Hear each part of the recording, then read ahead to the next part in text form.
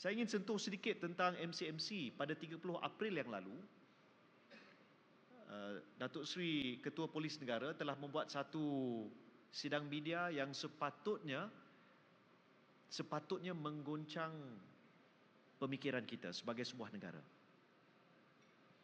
Telah dilaporkan operasi Cyber Guardian yang mana 69 orang sejumlah individu telah ditahan yang terlibat dalam aktiviti pedofil.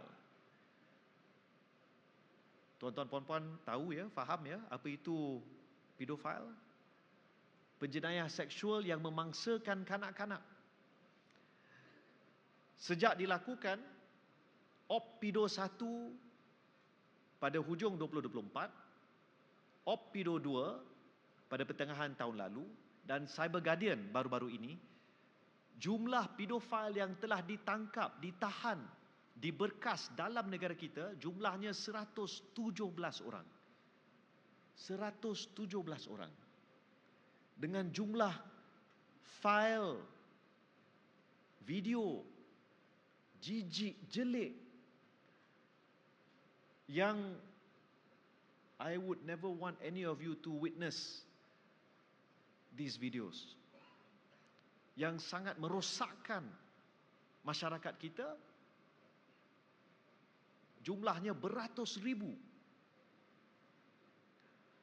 Ini sepatutnya mengejutkan kita, menyedarkan kita bahawa pemangsa-pemangsa seksual ini menanti, menunggu, mengharapkan bahawa tahap keselamatan internet rendah dan mudah mereka mencari mangsa-mangsa mereka. Ada yang mengambil gambar, video, berkenalan dengan orang seperti apa yang berlaku di Sabah. Bulan lalu, seorang lelaki dewasa telah dihukum penjara 10 tahun dan dikenakan hukuman rotan 2 kali kerana telah melakukan seorang kanak-kanak perempuan 15 tahun secara seksual, jenayah seksual, dan dia mengenali, berkawan dengan budak perempuan ini melalui TikTok. Ada TikTok keluar apa-apa kenyataan? Tak ada. Ada siapa-siapa di kalangan kita yang merasa, what is going on?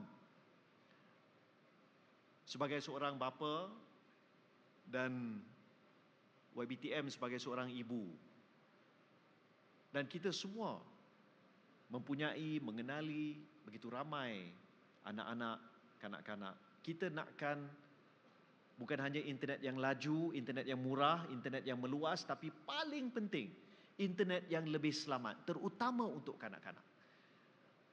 Maka saya pohon usaha untuk meningkatkan literasi digital perlu dipertingkat. Dan saya pohon Datuk KSU, Mr. Mano untuk mengadakan perbincangan termasuk dengan pihak KPM. Apa yang perlu kita lakukan untuk meningkatkan, mengadakan perbincangan awal supaya literasi digital ini boleh dijadikan sebahagian daripada perkara asas yang dapat diajar juga di sekolah-sekolah.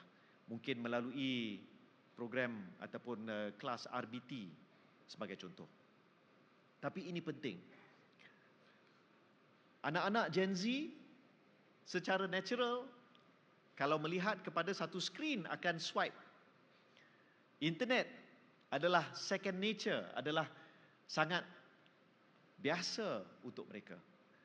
Tapi perkara yang paling penting adalah melengkapkan mereka dengan sedikit pemahaman, kesedaran untuk tidak menjadi mangsa pedofil, mangsa bully cyber, mangsa scam.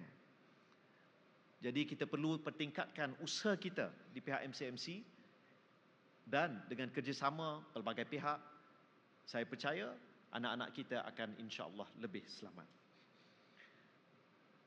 Akhir sekali, tuan-tuan puan-puan, bulan